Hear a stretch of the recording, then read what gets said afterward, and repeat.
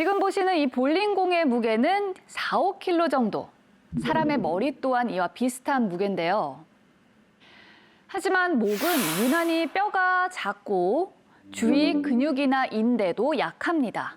또 사물을 보기 위해 눈을 사용할 때도 목을 움직여야만 하기 때문에 상하 좌우로 움직임이 유난히 많죠.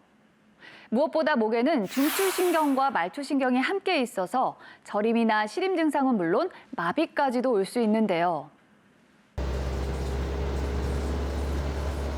김영채 씨는 20년째 버스 운전을 하고 있다. 아침 7시 40분이면 어김없이 버스 운전을 시작하는데 온종일 운전하는 시간이 상당하다. 8시간 운전을 하고 있습니다. 8시간 중에 쉬는 시간이 중간중간 좀 있고요. 1시간 한 45분 정도 운전을 하기 때문에 거리로서는 만만치 않죠. 운전이 계속되는 동안 자꾸만 경직되는 팔과 어깨도 문제지만 김영채 씨가 고통스러운 이유는 따로 있다. 미치겠다. 목이 많이 아프세요? 뽑아져 나가는 거죠. 그렇게 아파요.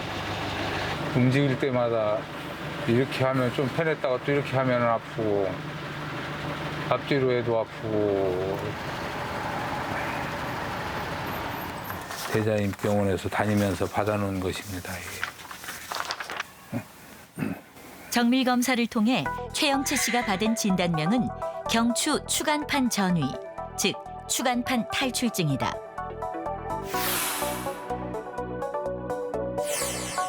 머리와 몸을 이어주는 뼈, 경추는 총 7개의 분절로 이루어져 있다.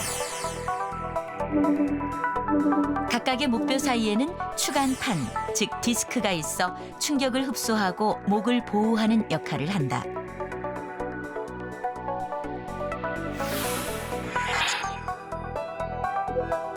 단면을 보면 젤리 형태의 수액과 단단한 섬유륜으로 둘러싸여 있다.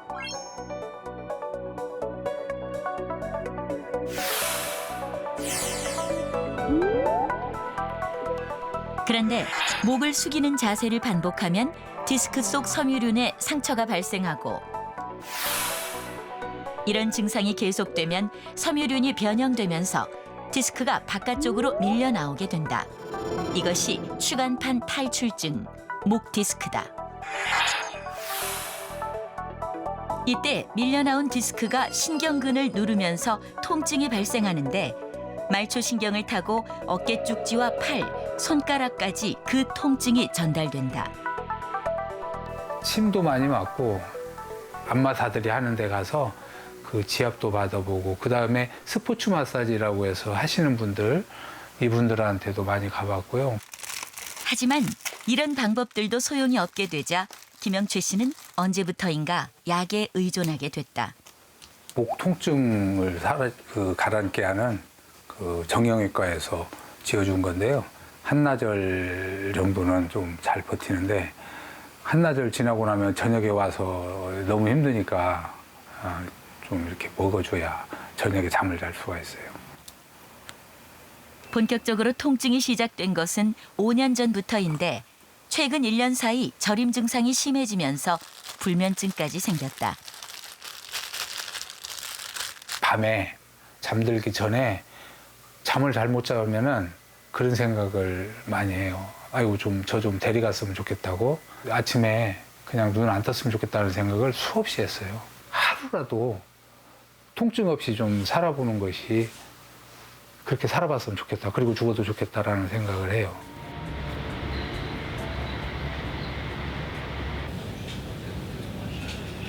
김영채 씨가 병원을 찾았다.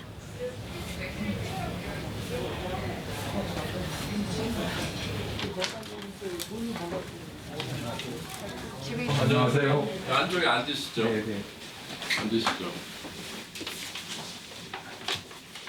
하시는 일이 운전하시는 운전하고 있습니다. 제가 힘 좀 한번 체크해 볼게요. 의자 조금만 앞으로 당겨서 보시고 만세 한번 해볼게요. 네, 됐습니다. 팔 내리시고 이렇게 한번 돌려보세요. 팔 돌리는 거 자체는 괜찮나요? 돌릴 때 통증은 좀 제 손 한 번만 잡아볼게요.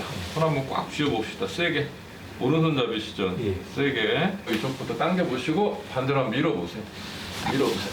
응. 또 당겨보시고 밀어보시고.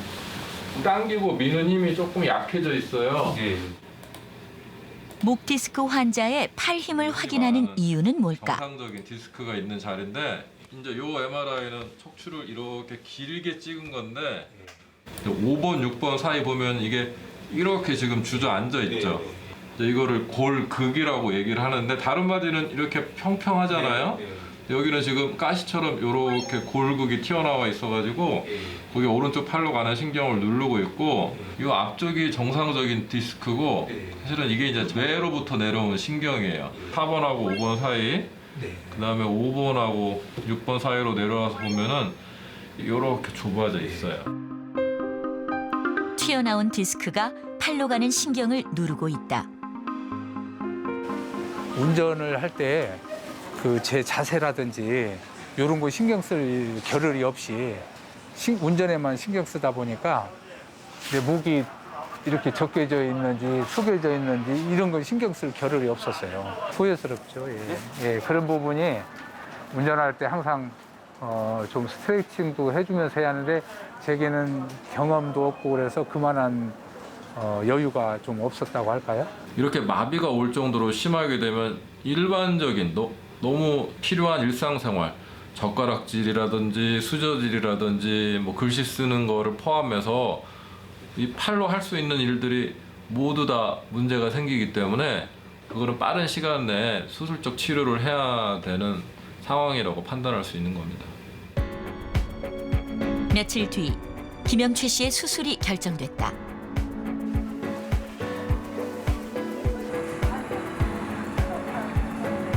수술실로 향하는 길. 김영최 씨는 지난 5년간 자신을 짓눌렀던 목과 팔의 통증이 끝나기만을 간절히 바라본다. 많이 좀 어려운 수술인가요? 그렇게 어려운 수술은 아니에요. 어려운 수술은 아니고 근데 환자가 지금 두 마디 4번하고 5번 사이, 5번하고 6번 사이 두 마디 해야 되기 때문에 뭐 두 군데 그 독립적으로 진행을 해야 돼서 그것 때문에 수술 시간이 조금 걸리긴 하겠지만 수술 자체가 그렇게 뭐 아주 위험하거나 그런 수술은 아니에요. 먼저 목 앞쪽을 절개한 뒤 퇴행성 변화가 시작됐거나 문제가 있는 디스크를 제거한다.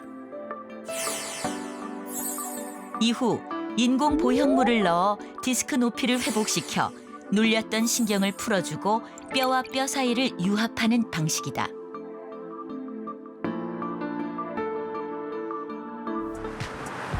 수술 3주 후 김영최 씨에게는 어떤 변화가 나타났을까? 안녕하세요. 앉으시죠. 한번 팔 한번 힘 좀 체크해 볼게요. 잠깐만. 옆으로 이렇게 벌리는 거. 오므렸다가 벌려 보세요. 됐습니다. 팔 이렇게 한번 당겨 볼게요. 세게. 또 이쪽으로 당겨 보시고 밀어 보시고.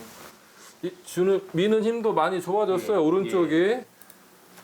이게 이제 오늘 찍은 사진이고 이쪽 사진이 수술 전에 찍었던 사진이거든요. 5번하고 6번 사이 여기가 주저앉아 있었고 여기 위에는 여기 윗부분이에요. 지금 여기에 비하면은 구멍이 이렇게 넓어진 거 보이죠? 협착이 심했던 디스크 대신 인공 보형물을 넣어 공간이 생겼고 가시처럼 자랐던 골극도 사라졌다. 수술해 주시고 나서 순간에 이거부터 해봤어요. 저린가 그랬더니 싹 없어졌더라고요. 야 깨어나갖고 이게 보니까 그래서 너무 기쁘고요. 집에 가서도 요즘에 정말 매일 그냥 웃음밖에 안 나와요. 솔직히 그냥 통증 때문에 늘 그냥 쭈그렸었는데 너무 좋습니다. 오래 운전도 바로 시작하시고 3주 전만 해도 상상하지 못했던 결과다. 풀어버리시고 네. 이렇게 하도록 합시다. 그 막연한 두려움이 있는 것 같아요. 목이니까 수술하다가 문제 생기거나 이러면은 어떻게 하나 괜한 걱정이 있는데 수술이 필요하다고 결정이 나게 되면은 너무 망설이지 마시고 적절하게 수술한다면 큰 문제 없이 회복이 가능할 걸로 그렇게 기대합니다.